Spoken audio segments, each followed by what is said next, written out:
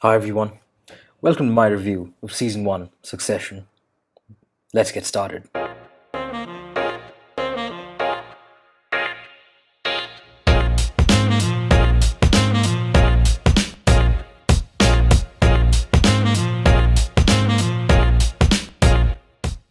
So, this HBO series is about Logan Roy, founder and CEO of the company Waystar Royco, which is basically the biggest media company in the world at the moment, and his family of completely messed up, spoiled, rich children, and who would be able to succeed him as the CEO of Waystar Royco.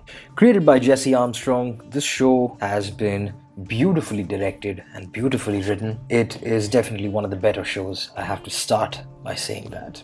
That's how good it is. Logan Roy is an ailing 80-year-old founder and CEO of the biggest media company in the world, and naturally, he has to think about who is going to succeed him. So he looks within his family, and his family is full of total nitwits. Complete dumb fucks, irresponsible and over-entitled brats for the most part. Kendall, the second son, seems to be the only one in some kind of control. He is already working under his father, however, as a bit of a yes man, and he doesn't have the greatest reputation or respect among his colleagues because they see him as Roy's son. They see him as Logan's son. They don't see him as Kendall Roy. And that does affect him a lot. That being said, he may be the only one that actually understands the business and the one who actually seems responsible enough to be capable of taking up the CEO position. And naturally, since he's the one who's been working with his father, which none of the other children have been doing, by the way, he is about to be named CEO. But Logan, in the last few minutes of this transition, has a change of heart and decides to not give up his CEO post. So he's going to continue to be a CEO because he doesn't think Kendall is ready. And this ticks Kendall off really badly. Logan is a massive dick, especially to Kendall, but to all his children in reality.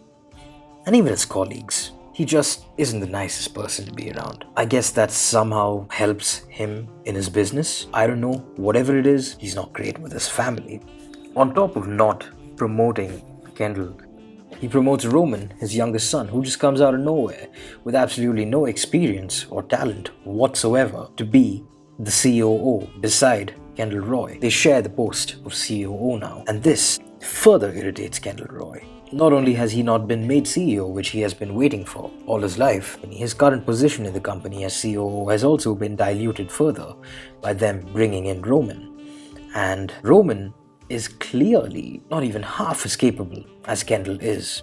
Shubhan, or Shiv, is Logan's daughter, and she works for a politician. She designs and runs campaigns for politicians so that they can win elections. She is another completely overconfident and very spoiled, selfish brat that has no regard for anyone else's feelings. She doesn't even listen to people when they're talking to her. She talks over them. She appears to have no interest in running Waystar & Co. She just cares about her job. However, she is engaged to Tom, and Tom heads the Waystar Royco's Parks division. And in this Parks division is Greg. Greg is a cousin to all these four children, and he somehow gets a few seconds of time with Logan Roy and lobbies his way into a desk job right under Tom Wormsgamps. During his time at work, he happens to uncover a huge scandal that may put Waystar Royco in some big trouble if it leaked out. His relationship with Tom after that is hilarious and beautiful, to say the least. There's no way I can explain it. You have to watch it. Logan sees that his father is making some stupid business decisions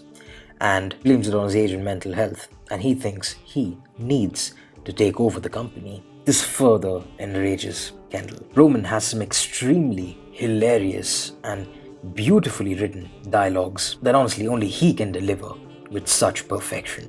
Played by the amazing Kieran Culkin, Macaulay Culkin's retarded cousin. Nah, I'm kidding. He's just his younger brother. Kieran Culkin has pulled off this role so well. There's a particular scene where he personally oversees a huge operation only to watch it go down in flames, which I do not want to explain further and spoil for you in this review. It is just hilarious. Sarah Snook as Shiv is also very convincing in her role and very believable as a cunning and selfish woman. Jeremy Strong as Kendall Roy shifts between his normal stoic self and his coke-driven happy-go-lucky self instantly, and he is such an amazing on-screen presence. Him and Logan together pull off some amazing scenes. Some truly captivating acting from both Jeremy Strong and Brian Cox. Matthew McFadden as Tom Wormsgamps is absolutely perfect for the role. And Nicholas Braun as Greg pulls off the innocence and desperation of his role perfectly. The whole show is shot in a very point of view fashion, almost like someone's following the people around with a camera, with a lot of shaky cam and zoom cuts. And this, I feel, is to give you a feeling that you are watching a day in their life and not just a movie or show. I think it's supposed to give you a slight realistic touch. Now, this didn't exactly work for me for the first 15 to 20 minutes. However, I think I got used to it towards the end of the first episode, and by around the second or third episode, I think you really start to appreciate it when you learn more about how the story goes and how the actors use these camera angles so well in the show. The climax of this show is one of the best climaxes I've ever seen. An extremely dramatic turn of events occurs, and it is totally impossible to predict how the show is leading up to that, and it is just amazing. It blew me away. I think this show is a solid 82 out of 100 or 8.2 out of 10. One of the most amazing shows that I've seen that deals with a topic that could have been so boring, so dry, in such an engaging manner. Now, I have to tell you, this show is not for everyone. It is a very slow show, like really slow, like all HBO shows actually. I mean, I'm sure many of you hated the first episode of Game of Thrones, and that happens to be the case with most of these HBO shows, I have to say. So you may have to force yourself to stick around after the first episode, but trust me, 2-3 episodes in, I don't think you're going anywhere. Thanks so much for watching, and please do subscribe. Please don't forget to comment, like, and share this video. It helps a lot. See you in the next one.